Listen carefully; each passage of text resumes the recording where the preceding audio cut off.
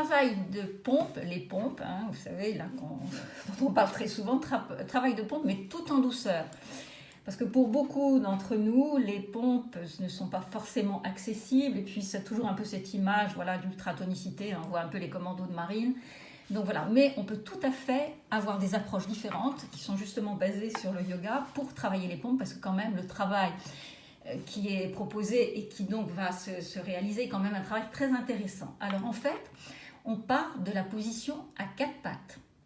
Hein, voilà, parce qu'en fait, si on se réfère aux postures de yoga, les pompes classiques, c'est à partir du get-up qu'on travaille très souvent, et on le verra à la fin si on peut, pour ceux qui sont le plus expérimentés, le plus aguerris. Mais sinon, on peut travailler absolument à partir du quatre pattes. Alors attention, c'est une installation du quatre pattes qui n'est pas tout à fait traditionnelle. Donc vous vous mettez à quatre pattes, mais vous allez en fait placer, non pas avoir la cuisse à la verticale du bassin, le bassin cuissé vers la verticale, mais avancez-vous pour que les cuisses soient très en oblique vers l'arrière, c'est-à-dire que les genoux sont en arrière du bassin. Voilà, d'accord?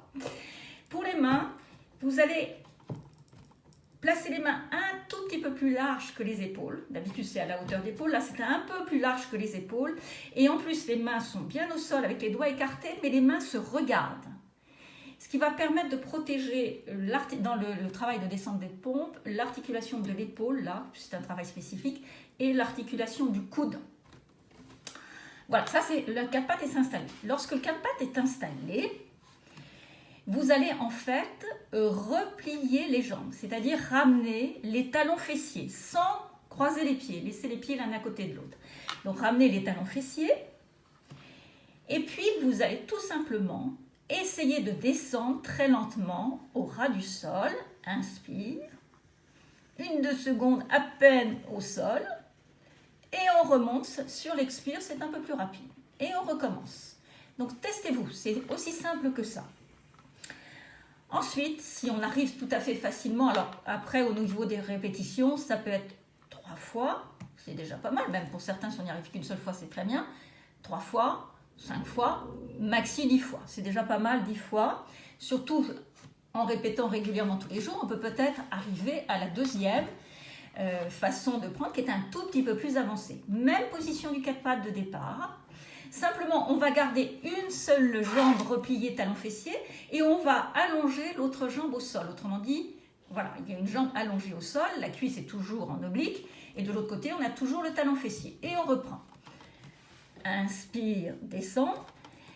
Maintien sur le temps de 2 secondes, 1 seconde à peine, remonte sur l'expire. Et là, de nouveau, voilà, 5 à 10 fois. Alors évidemment, si on choisit cette formule, c'est-à-dire qu'on est déjà un petit peu plus aguerri, mais il va falloir calculer pour faire une jambe allongée, puis l'autre jambe allongée. Donc peut-être que ce sera un peu moins, puisque vous aurez les deux côtés à travailler. Hein. Ne repartez pas en déséquilibre en ayant travaillé qu'un seul côté.